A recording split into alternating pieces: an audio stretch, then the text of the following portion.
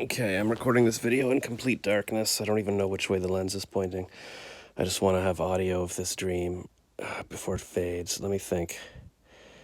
Okay, so I was in a house beside my old school. Now, this was the house that I was.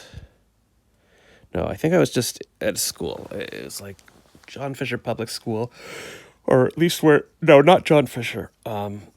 West Prep. It was like there was a school down the street from where I used to live, and so this was kind of the location, and it was like a big school that was kind of the same location. I'm just walking around with a friend saying, "That's right." I was walking down like I don't know, maybe a hallway with just glass all around it, and I was just like, "Oh my god!" Like I would love to be a teacher. Like it just being around kids just makes my heart burst. It's just like, um, I don't know. Am I still too old to be a teacher? I don't know, something like that. But I was just walking around this massive school, and then outside the school, and then I think I looked next door, and I'm like, wait, is that the house I grew up in? And the house I grew up in was actually like a few blocks down the street, but it looked like they had they'd moved it. They'd dug it up and moved it. So I went over, and I was like, I don't know how I got in the house, but I think maybe I was outside the house and I was talking about it, and somebody came out or something. And maybe I was like, can I look in it? Because I was inside the living room going, oh my God, like this is. I mean, it was facing a different way, and they had moved it and painted it. But I was looking around, and I guess we were sitting in their living room, and I was like, oh look, you've got all. I had all the old Encyclopedia Britannicas, and there was another encyclopedia that I didn't have, but in the dream I had it. But it looks like it was like a soft. It was a hardcover with like a poofy red thing coating it, and I was like, oh, that's like my. Now that I'm saying it, it's like this book of poetry that I have that I had when I was a kid, that I got for my bar mitzvah, and then walking around it, and then oh yeah, so we're in the backyard.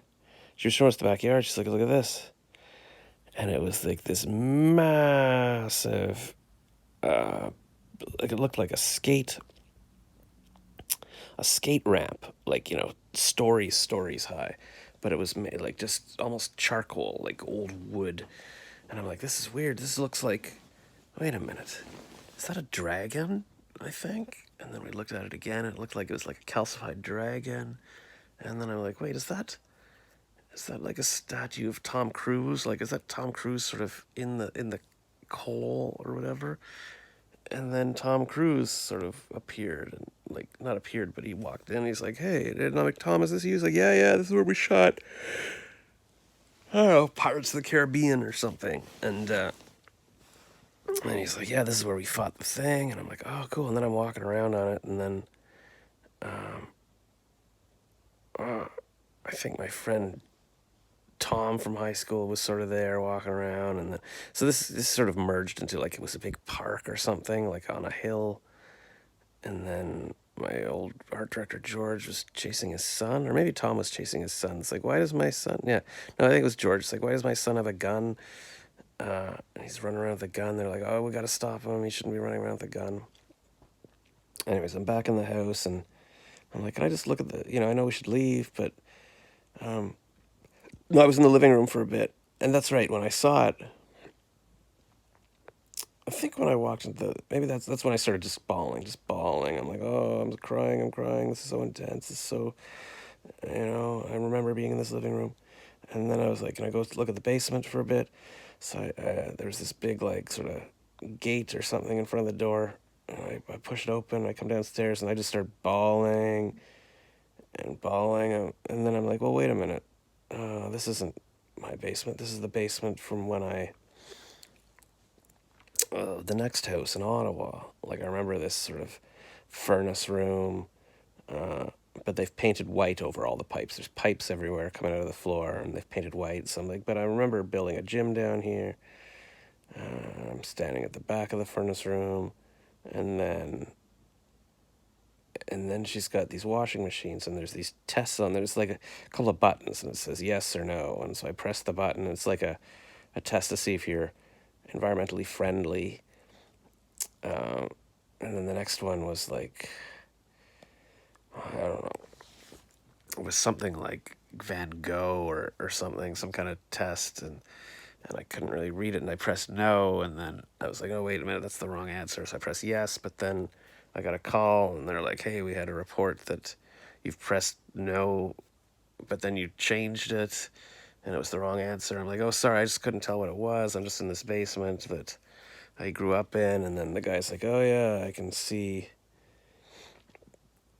Actually, I think he says, I live a few blocks away. I can see that house from where I am. And then the woman, the owner of the house, comes down, and she's like, and I'm like, hey, I'm just on the phone with the power people because I answered wrong. But he says he lives nearby, and I'm like, they moved this house. It's facing a different way now. I used to live, and he's like, yeah, I can see on the map that it used to be down the street. I'm like, yeah. And then I guess I went for a walk. So I remember I was walking in an area that was used to be that was sort of behind the house there. I was like, hey, I'm just gonna walk home from here and or something. But then I sort of saw I was walking through mud and I saw, oh, there's a giant tiger, a big giant tiger back here. I don't remember that being back here, but that looks very cool.